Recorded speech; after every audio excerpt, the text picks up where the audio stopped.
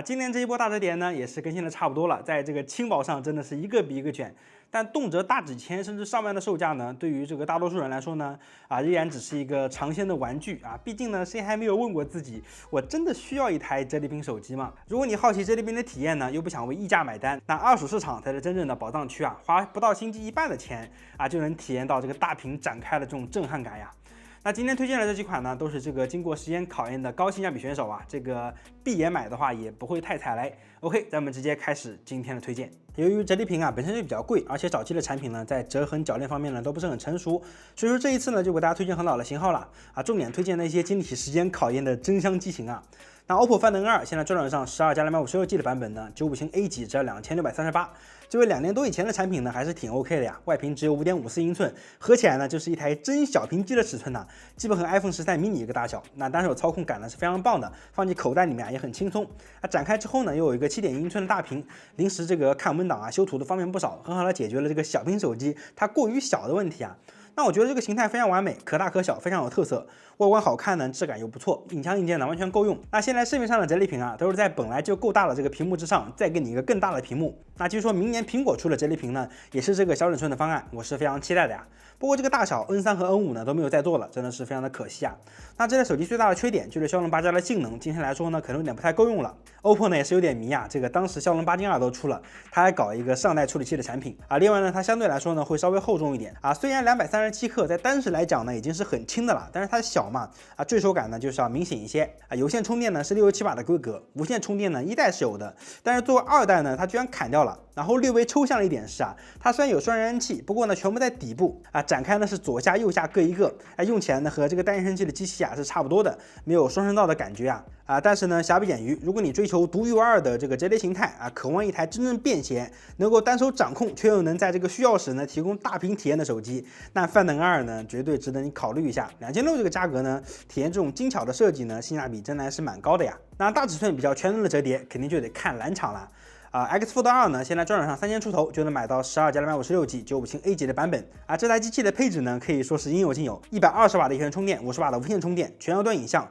内外双屏下超声波指纹屏下指纹不稀奇，超声波呢现在也不稀奇，但在折叠屏上不是说少见而是只有蓝厂才有虽然说将近280克的重量的确不轻不过呢它是这个弧形中框，加上外屏的右侧呢还做了一点曲面，握持感呢是比较不错的，而且折叠屏流畅度呢其实都要比这个同期的直板机呢稍微差一点的。那橘子系统流畅度呢，在安卓里面算第一梯队，所以说现在用起来呢，应该还是 OK 的就是影像规格相对来说呢要差一点，底子都不是很大。这个价位如果想要轻薄一点的，那231克 9.9 毫米的荣耀 Magic V2 就很带劲了首发呢要8999元，而现在转转上950A 级呢只要3600这个手入手呢确实就很香了呀。不过配置的确不算很高，影像啥的呢都不太行，也没有无线充电只能说在这个价位呢，它较轻的重量能让你更愿意用它吧。5000毫安的电池呢，续航也不错，当一台大屏备用机呢还是可以的。如果你对折叠屏的拍照呢有较高的要求，那 OPPO Find N3 呢绝对是这个价位你值得考虑的这个选手主摄呢是索尼的 IYT T8081.43英寸的底子但是呢采用了这个双层精灵管的技术呢，这个暗光下的这个感光能力会比较强，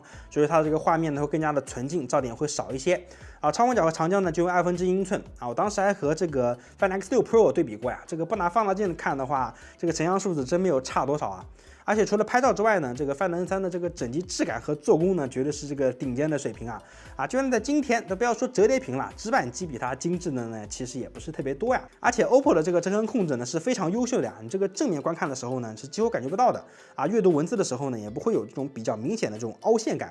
如果你用过这个折痕比较深的折叠屏应该能明白那种文字陷进去的奇怪观感那影音娱乐方面呢，它也有这个惊喜，搭载了这个3人扬声器音质是那种一咬都优秀的感觉，而且屏幕又平整呢，这个看视频是非常带劲的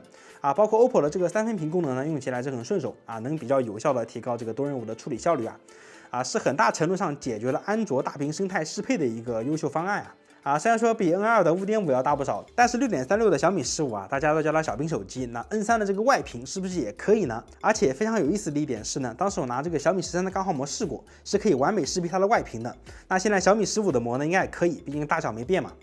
这个机器的综合表现呢没有啥大毛病，拍照好，质感好，铰链开合，阻尼丝滑甚至马达、扬声器这些外围都能给你一个不错的体验就是中框呢没做圆滑过渡，手感挺差的。那总的来说呢，在4000出头这样的一个价位OPPO Find N3 给了你一个非常均衡的这个体验那聊到买折叠屏，尤其是考虑二手高性价比的选择呀，那我相信很多朋友呢会比较担心，这个折叠屏因为机械结构，内屏呢也相对于脆弱，这个二手买到这个暗病机怎么办呢？到时候收到货呢跟描述不一样的话，维权和沟通的成本呢也是相当高的，对于普通人来讲非常的不友好所以呢，像转转这样有保障的二手平台呢，十分推荐大家尝试一下呀。他们家每台机器都有很细致的官方真人质检报告，那例如这个磕碰划痕这些都拍得很清楚，像屏幕功能是否正常，有无拆修过，电池健康度呢都有写。而且一般大家买二手都是以9成新这类数字呢去区分成色，而转转呢在这个基础之上呢，首创了数字加字母的双重递级方式，用数字去区分外观成色，用字母呢去区分功能。S 和 A 级呢就是功能完好并且没有维修记录的原装机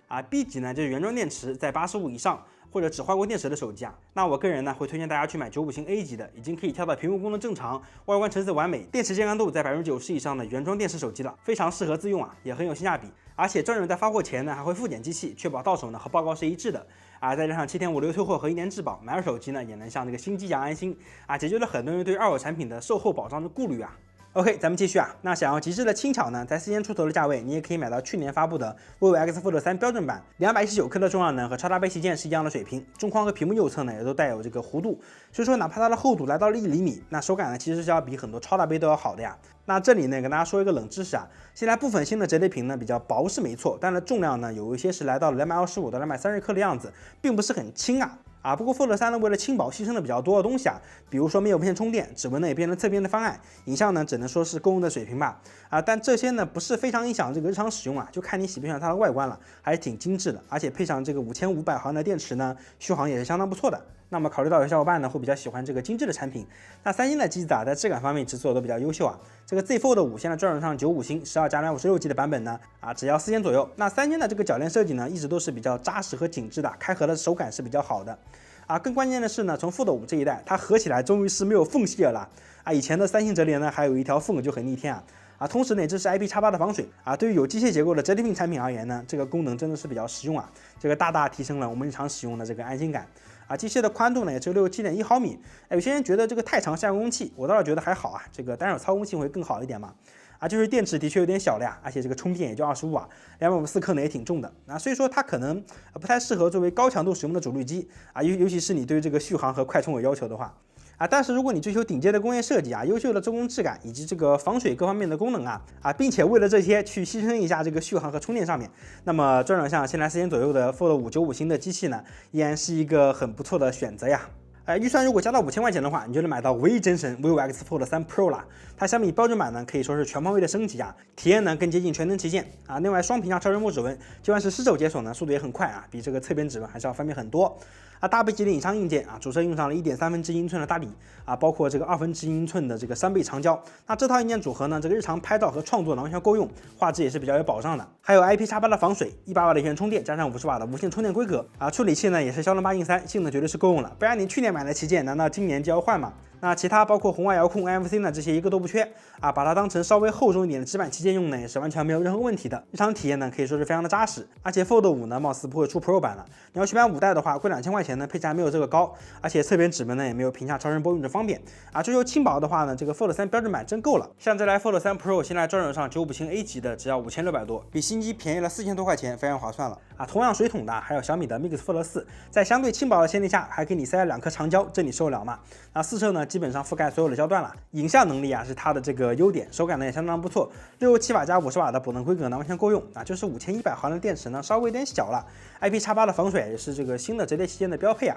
不过小米的手机嘛，这个最大的缺点呢肯定就是系统了，澎湃呢对于大屏的优化和稳定性呢肯定是比不上这个蓝厂和绿厂的。那作为这个用户呢，肯定是需要花一点时间去适应一下。当主力机呢，你得有一点点的耐心这个去自适应一下，不然你很难去买。另外值得注意的是呢，这个小米的大折叠呢，这个市场的反响一直都比较平淡。那今年呢，貌似也不会去迭代的样子了。但是呢，这反而让二手市场的 Mix Fold 4呢，显得性价比会比较突出一点不到5000块钱就能买到一台这个综合配置非常强劲包括这个手感呢、成色各方面的比较完美的折叠屏旗舰。如果说你能接受红白 OS或者说你是这个小米的多年老用户，比较习惯它这个 bug 和卡顿了，那么它就是一个比较务实的选择。那视频到了最后呢，还是要提醒大家呀，这个二手机的风险是非常高的，特别是这个折叠屏产品啊，不但能找到合适的机器呢，特别费劲，还要担心卖家呢有没有隐藏问题啊，到时候这个又要扯皮什么的很麻烦。因此啊，像转转这样的大平台呢就很有保障了，官方真人质检，机器呢又有详细的应急报告啊，包括这个外观细节、电池健康度呢和是否拆机都写得很清楚啊，选好了直接下单，就算不喜欢呢还能7天无理由退货，还有运费补贴，1年的质保呢是很有保障的。那最后呢也不要忘了在评论区点击蓝链，或者说呢在转转上搜索大白补贴，领取最高专属1000元优惠券，能省不少钱呢。OK， 那么这期视频呢就到这里了。如果说对你有帮助的话，还请加关注，这对我的持续更新呢有着极大的帮助。那我们下期再见，拜拜。